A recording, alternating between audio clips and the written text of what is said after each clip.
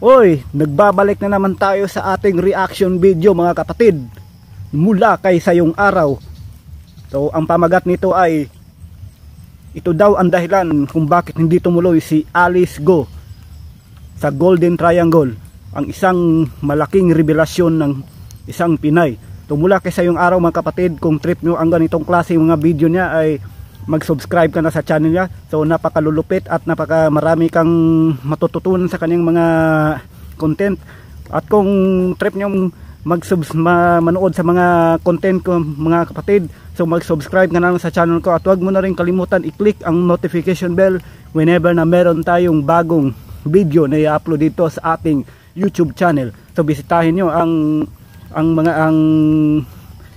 ang YouTube channel ni Sayong Araw mga kapatid. So napakaganda niyan. So wag na natin patagalin pa. Simulan na natin to. Mga anino ng pinakanotoryosong pugad ng krimen sa Timog Silangang Asya, umiikot ang isang masalimuot na ugnayan ng kapangyarihan na tumatawid sa mga hangganan na nag-uugnay sa ilan sa mga pinakamisteryosong tao sa rehiyon. Sa gitna ng lihim na ito ay si Zhao Wei, ang mailap na negosyanteng Chino at kinikilalang hari ng Golden Triangle Special Economic Zone o GTSEZ, isang lugar na kilala sa mga illegal na gawain mula sa droga hanggang sa mga online scam. Pero ang impluensya ni Zhao ay tila lagpas pa sa kanyang kuta. May mga bulong na nag-uugnay sa kanya sa pamilya Guo, isang relasyon na balot ng misteryo at kontrobersya. Sa pamilya Guo, namumukod tangi si Alice Guo, isang alkalde mula sa Bambantarlac na nahatulang may sala pero nakatakas sa batas ng Pilipinas sa kabila ng warrant of arrest mula sa Senado at babala ng immigration na gawa niyang makatakas. Pero bakit? Ito ba ay isang simpleng pagkakataon lamang o may mas malalim na madilim na ugnayan sa pagitan ni Zhao Wei at Alice Guo? Hinahanap pa ng pamilya Guo, lalo na si Alice, ang proteksyon sa ilalim ng mga pakpak ni Zhao Wei. Pero makakaiwas kaya siya sa hustisya? Ano ang ibig sabihin nito sa masalimuot na network ng korupsyon, impluensya at krimen na namamayani sa mga anino ng Golden Triangle? Habang si Alice Guo ay gumagawa ng kanyang tactical na hakbang patungo sa walang hanggang batas sa rehiyong ito, maraming tanong ang bumabangon. Anong mga lihim ang kanilang itinatago at anong mapangarip na laro ang kanilang nilalaro sa likod ng mga eksenang ito? Ang mga sagot ay nakatago sa ilalim ng mga patong-patong na panililang at korupsyon na maaari magbago ng ating pagkakaunawa sa kapangyarihan at kawalan ng parusa sa Timog Silangang Asya. Halika, ating itong pag-usapan mga kaibigan. So itong si Alice Go mga kapatid, so, hindi ko to masyadong kilala tong babae na to, isang mayor ng Bambantarlac. So sayang to mga kapatid, so napakaganda pa naman niya. At sayang kung nakulong siya at dahil sa kanyang kasalanan. So iwan ko lang kung makakalabas ba siya mga kapatid. So sana nga makalabas siya, kasi itong si Alice Go ay meron din naman siya itong big boss eh. So binayaran lang talaga siya itong mga kapatid para mga sindikato dito sa mga droga, para siya ang magprotekta, bilang proteksyon sa mga ganitong klaseng mga krimen. Madalas akong mapagabag sa hindi pagkakaunawa kung ano nga ba ang nangyayari ngayon sa ating mundo, lalo na sa mga kaso ni Alice Guo at ng triad. Ngunit isang libro ang nagbigay sa akin ng kaliwanagan. Ito ang Biblia, at habang binabasa ko ang Daniel at Revelation, nais ko pang lalong masilayan ang ibig sabihin ng mga gawain ng Antikristo at ng marka ng halimaw. At natunghayan ko ito sa libro ng The Great Controversy, namumukod tangi na libro na nagbigay sa akin ng liwanag. At kung gusto mo magkaroon ng kopya nito kaibigan, i-click mo lang ang link sa description box upang mag-order nito bago pa magkaubusan. Salamat kaibigan, at tayo magpatuloy.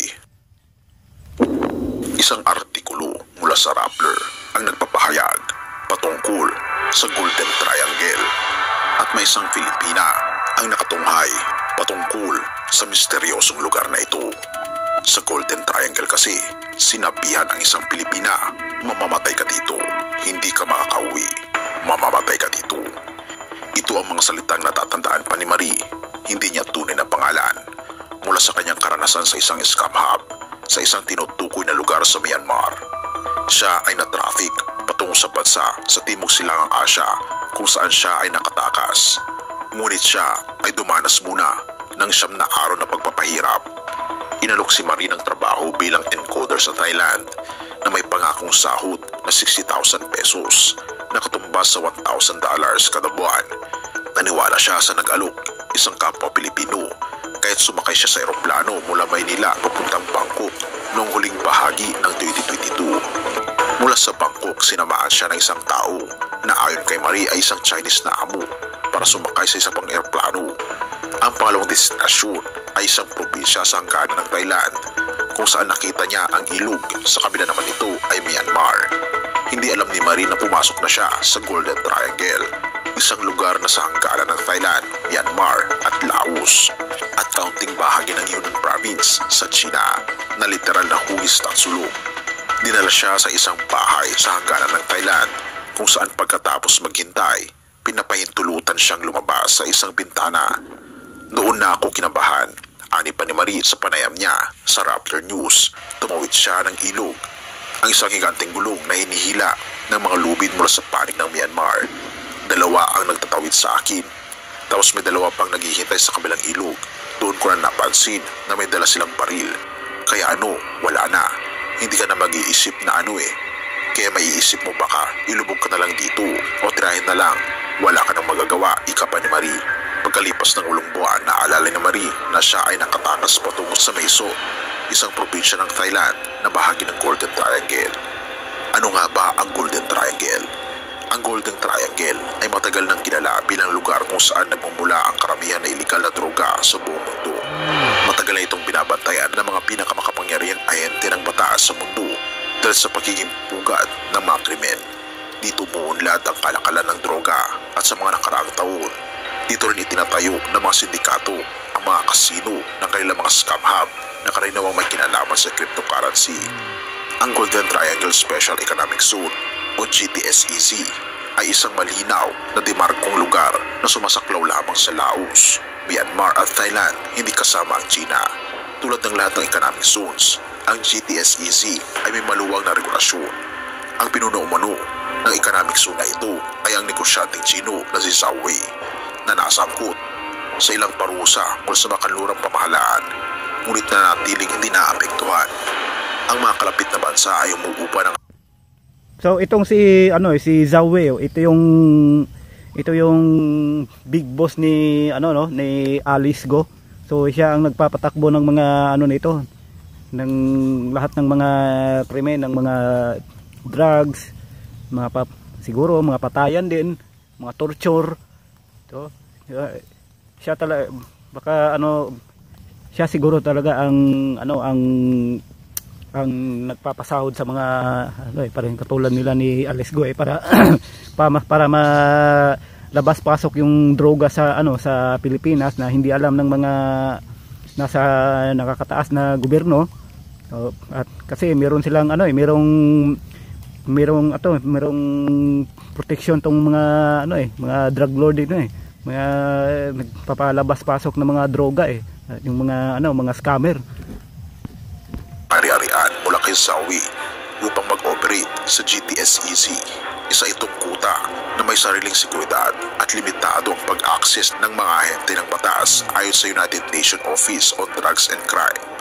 Naniniwala kami na sinusubukan ni Alice Guo na makapasok sa Golden Triangle, sabi ng nakapagsalita ng PAO na si Winston Casio sa isang press conference noong Sabado, August 24. Medyo mahirapan tayo na hulihin siya doon. May ongoing na digmaang sibil doon sa Myanmar. Naniniwala mga otoridad na pumasok si Guo sa Batam, Indonesia noong August 18. Umalis si Guo sa Pilipinas noong Hulyo 18 ayon sa mga otoridad at lumipad patungong Kuala Lumpur, Malaysia. Lumipad muling patungong Singapore at pagkatapos ay nakarating sa Batam sakay ng ferry boat. Sa GTSAZ, ang mga online casino platform ay kulang sa regulasyon at malawakang ginagamit upang itago ang mga kita mula sa krimen bilang lehitimong kita mula sa online na pagsusugal ayon sa UNODC. Dinala si Marie sa isang scam hub sa Myanmar. Hindi pinahayag ang pangalan ng kumpanya sa kanyang kahilingan dahil sa mga kadahilan ng pangseguridad. Doon binigyan si Marie ng script kung paano hikayatin ang mga mamayang tao sa guise ng online dating. Ang layunin ay hikayatin ang kanilang mga online boyfriend at girlfriend na mag-invest sa cryptocurrency. Maraming overseas Filipino workers ang nabiktima ng ganitong scheme ng trafficking.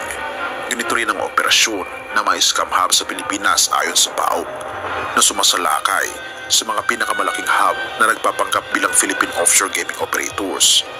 Sa ilang scam hub sa Pilipinas, inuupahan ang mga modelo na ang trabaho lamang ay mag-post para sa mga larawan na ipinapadala sa mga biktimang naaakit at lumitaw sa mga video call kapag hiniling ng mga biktima. Sa scam hub, kung saan ginugugol ni Maria ang 8 buwan, sinabi niyang nagnanakaw sila ng pagkakakilanlan mula sa mga taong mukhang mayaman sa Instagram at ginagamit ang artificial intelligence upang gamitin ang parehong mga mukha at isync ang mga poses kapag oras na para sa video calls. Kapag pumalya ito, minsan dahil sa lag na dulot ng mahinang internet connection o kapag napansin ng potensyal na biktima na hindi tugma ang bibig sa boses, pinapahirapan ang mga manggagawa. Sinabi ni Marie na sinasadyang hindi niya hikayatin ang kanyang mga biktima na mag-invest na nagdulot sa kanya ng galit ng kanyang mga amo. Ayoko siyang gawin, kaya lagi akong sinisigawan, lagi pinapagalitan. Hindi rin ako nagko-convince, tapos may style pa ako na pag alam kong super yaman, dinidilit ko, sabi ni Marie.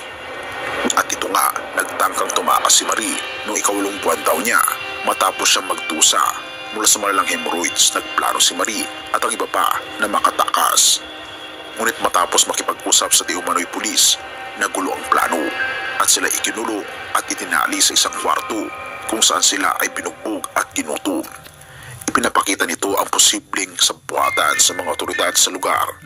Sa 2 araw ng pagkakakulong, sinaktan si Marie sa mukha ng isang metal na tubo.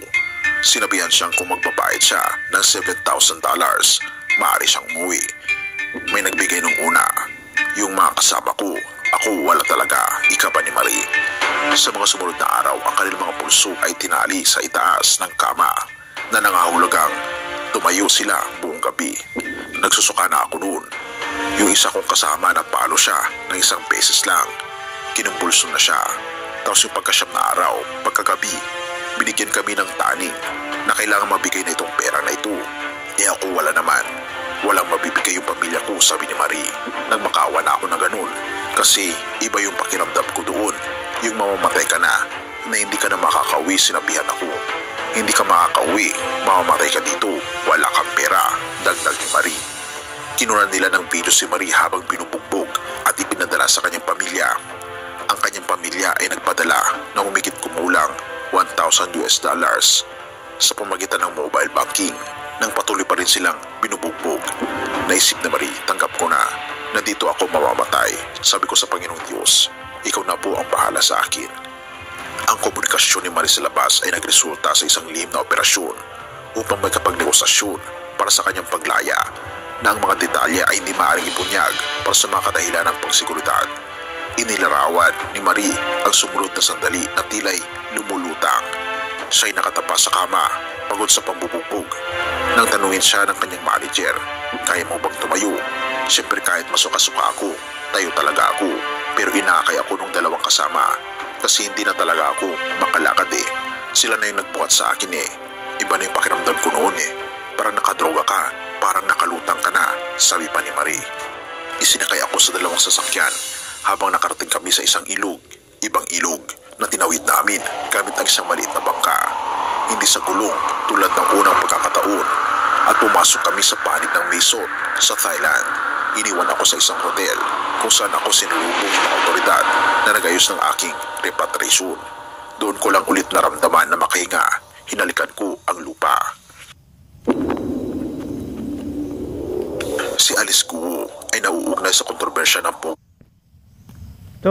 sana itong Golden Triangle sana mapuntahan to ng maraming otoridad, no. Kaso lang itong mismong otoridad pa ang ang nababayaran itong mga ibang mga otoridad para lang proteksyonan ng kanilang big boss. So napakalaki talaga ng pera sa tao, mga kapatid. So kung grabe ka kayaman, magagawa mo lahat, magagawa mong ng tao, pumasla ng tao, magagawang mo ng mga drugs, magnegosyo, susuhulan mo yung otoridad para hindi ka para maproteksyonan ka, di ba? So itong hindi ako naniniwala na makasalanan talaga to si Mayor Alice Go. O may pa siya, may pa ngiti-ngiti pa siya, may pa kapi-kapi pa siya. So, okay lang, maganda ka naman. So na hindi siya merong big boss itong si Alice Go. Ano lang siya, meron may lang siya nito, may mga bilang ginawa lang siyang alipin ng kanyang big boss na proteksyon ng tong mga nakalabas-pasok na droga sa Pilipinas at sa ibang bansa. Scam dahil sa pagtatag ng isang kumpanya ng real estate na tinatawag na Baufulan Development Incorporated na umupa ng isang compound sa Banban, Tarlac para sa raid na scam hub na Hongsheng Gaming Technology Incorporated / Zunyuan Technology Incorporated. Ipinapakita ng mga dokumento sa korte na hindi kailanman nag-divest si Guo mula sa Baofu kahit na siya ay nanalo bilang alkalde ng Bamban noong 2022. Kung si Guo ay papunta ng Golden Triangle, ibig sabihin ginagawa niya ang isang biyahe na kabaligtaran ng Exodus mula roon patungo sa Pilipinas. Ayon sa UNODC, nang pinaigpit ng China at Cambodia ang kanilang crackdown sa mga sindikato ng casino scam, nagkaroon ng Exodus mula sa Golden Triangle. Sila ay nagsisilipat at nagtungo sa Pilipinas kung saan ang offshore gaming o POGOS, isang reguladong gray area, ay nagsimulang lumago. Salamat sa hindi maliit na bahagi ng Philippine Amusement and Gaming Corporation o PAGCOR sa ilalim ng dating Pangulong Rodrigo Duterte. Si Maria ay dumaan na sa psychosocial therapy at nakahanap na ng trabaho. Bukod sa paggaling mula sa trauma sa Myanmar, kailangan rin niyang muling matutunan kung paano magtiwala at patawarin mga nag-recruit sa kanya. May kopya pa rin siya ng video kung saan siya ay tinotorture. At sinabi pa ni Marie na talagang napakaswerte daw niya at talagang blessed siya dahil buhay siya sa pagkakataon ito. Proverbs 28 verse 1. Ang masama ay tumatakas kahit walang umahabol, ngunit ang matuwid ay matapang na parang leon. Sa sitwasyon ni Alice Guo, gayon din ng kanyang boss na si Saubi, makikita natin ang larawan ng mga taong tumatakbo sa kanilang mga kasalanan at pagkakamali. Tulad ng sinasabi ng Kawikaan 28 verse 1, ang mga taong may nagawang masama ay madalas tumakas at magtago. Kahit wala namang umahabol, ito ay bunga ng kanilang konsensya na hindi mapanatag dahil sa mga maling gawain. Ngunit ang talatang ito ay nagpapaalala din sa atin na ang mga matuwid, ang mga taong may malinis na puso at walang itinatago ay matapang na parang leon. Sila hindi natatakot na harapin ang anumang pagsubok o pag-uusig dahil alam nilang nasa panig sila ng ating Panginoong Diyos. Sa harap ng mga kaguluhan at kontrobersiya, tayong mga mananampalataya ay tinatawagan na manatiling matuwid, mapagkumbaba at magtiwala sa hustisya ng ating Panginoong Diyos dahil alam natin na sa panig natin ang ating Panginoong Diyos.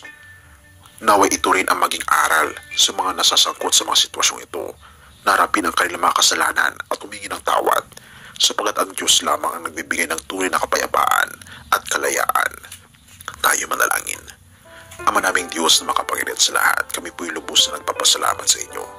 Salamat po Panginoong Diyos sa inyo pong walang sawang pag-iingat sa amin, sa inyo pong pagbibigay sa amin Panginoon na mahalagang mga mensahe upang sa ganon kami po ay lumakad patungo po sa inyo at hindi po patungo sa kasalanan. Bigyan kami Panginoon ng katatagan, mapagkumbabang pagkatao, mapagpasensyang pagkatao.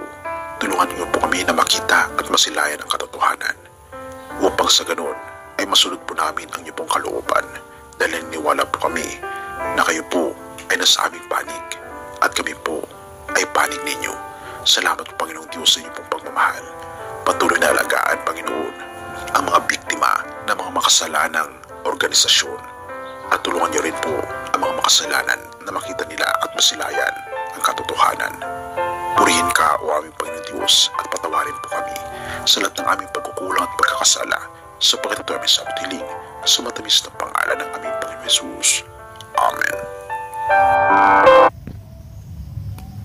So, itong nangyari ngayon kay kay Mayor Alice Go. So, malaking malaking leksyon to sa kanya na hindi niya dapat ulitin ang mga ganitong klase, mga kapatid.